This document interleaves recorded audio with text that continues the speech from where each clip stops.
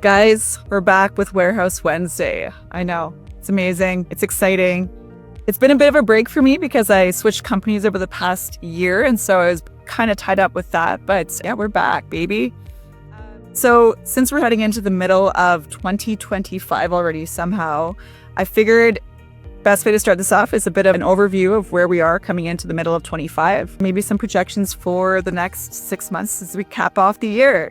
So first kind of trend that we're seeing a lot of, and it's been really heightened in Alberta over the last 6 months or so, has been a really, really strong emphasis on the private investment pool, both from investors and from occupiers. So the vast majority of transactions that have happened in our market, up to the tune of like north of 90%, have happened from the private investor pool.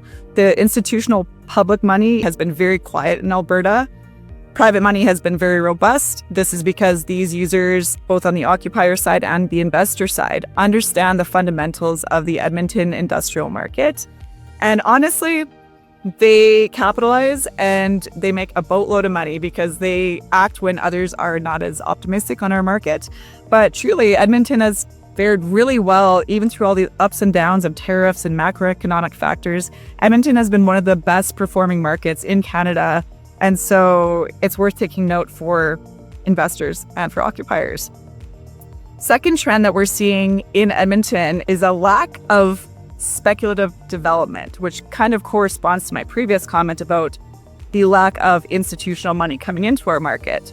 We had about 1 million square feet just north of deliver in the first quarter of 2025, which was a really strong number for our market.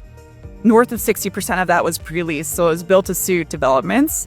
For the remainder of 25, we have less than 1 million square feet expected to deliver. And of this, it's almost 45-50% pre-lease. So we are going to be tight on new development. Again, the groups that are moving forward, the local development community, are blasting forward with their projects. And in Edmonton, tenants like to smell the sawdust. And those guys and gals are the ones that are going to continue making very good returns because they will be the ones that have the product available for the tenants that are active in our market. Of note, the vast majority, I think north of 60 to 70% of the leasing activity in the Edmonton industrial market this past 6 months has been in the small bay, 25,000 feet and under market.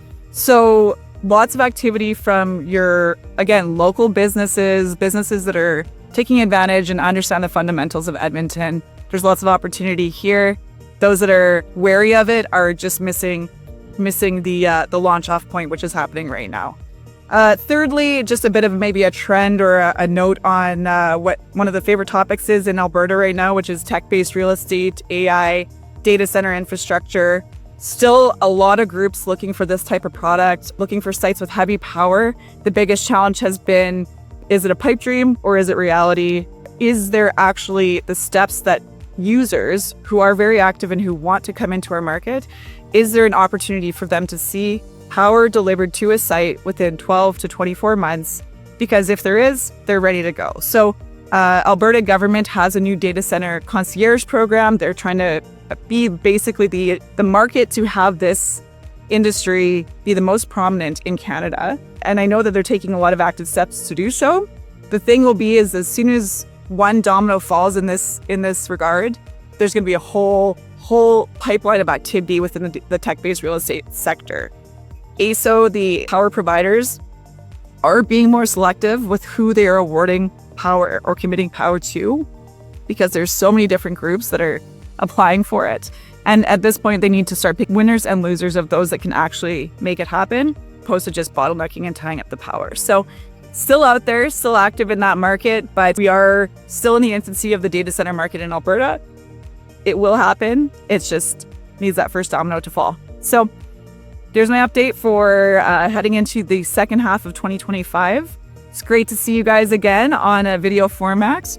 I'm Bronwyn Scrivens. I'm a Vice President of Industrial with JLL in Edmonton. And yeah, great to see you here for Warehouse Wednesday.